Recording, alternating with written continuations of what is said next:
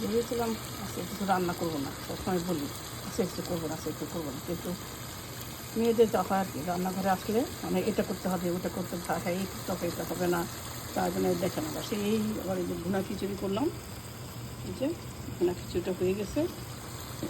আর এটা হচ্ছে যে ভুনা, চিকেন ভুনা। তো চিকেন ভুনাটা হচ্ছে এদিকে আবার দেখুন যে কাবাবও করবো, কাবাব জন্য মাংস রেডি করা আছে, খালি ডিম দিয়ে আর এইগুলি দিয়ে পুদিনা বাদাম দিয়ে মিক্স করে খালি বানাবো আর কি, বানিয়ে ভাজবো। তো যতই আমরা বলি যে না আজকে আর কিছু রান্না করবো না, তা ঠিকই রান্নার জন্য এটা সেটা দিয়ে ভুনা খিচুড়িটাই যে এরকম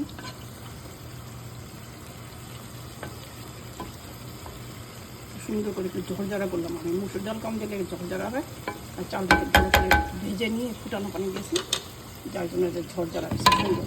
এটা খেতে আমার খুব পছন্দ, সবাই নিশ্চয়ই পছন্দ করবে। আর যে চিকেনটা করতে সময় লাগবে, টমেটো পেস্ট আর পেঁয়াজের পেস্ট করে এটা বসাই দিয়েছি, এটাও ভুনা হবে আর কাবাবটা হবে। হ্যাঁ, তো আসলে আজকে আসলে আমরা কালকে যাবো এক জায়গায় 3 দিনের জন্য ট্যুর আছে আমাদের।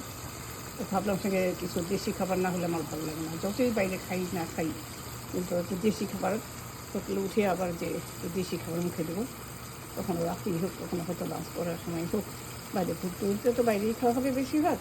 তো বাসায় এসেও আমার খেতে চাই, আমি সব করে নিয়ে যাই সঙ্গে খাবার।